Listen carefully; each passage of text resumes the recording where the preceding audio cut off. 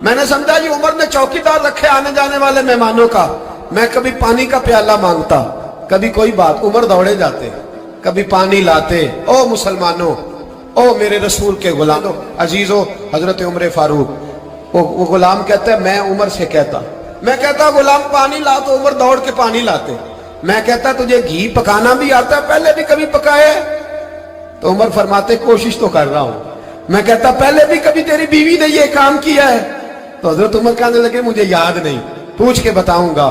کہتے کیا رنگ تھا, کیا انداز تھا, کیا مصطفیٰ کی تربیت تھی, کیا انداز حضور نے سکھائے غلاموں کو.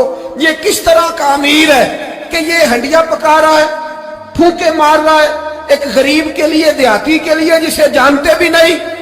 اندر اس شخص کی بیوی کے ہاں بیٹا پیدا ہوا تو حضرت عمر کی بیوی اندر سے بول کے کہنے لگی امیر المومنین مبارک ہو, آپ کے دوست کے ہاں بیٹا پیدا ہوا ہے. جب کہا نا امیر المومنین مبارک ہو, تو وہ شخص کہتا ہے میرے ہاتھ کانپنے لگے اور میں اس طرح دوڑا کہ میری پگڑی گر گئی. میں دوڑا تو عمر نے بلایا, کہا کدھر جاتے ہو؟ کہنے لگا آپ امیر المومنین ہیں, آپ امیر المومنین, آپ عمر ہیں. کیسر و کسرا جس کے نام سے کانپے آپ وہ ہیں, جسے مصطفیٰ نے دعا مانگ کے اللہ سے مانگا وہ والے عمر ہیں آپ, جس کے لیے علی المرتضیٰ فرماتے ہیں میں روز دعا کرتا ہوں وہ والے عمر ہیں, جس کے بارے میں ابو بکر صدیق نے فرمایا تھا کہ میں اللہ سے کہوں گا مولا جو تیرے محبوب کی امت کے حق میں سب سے بہتر تھا میں اسے خلیفہ بنا کے, وہ والے عمر ہیں.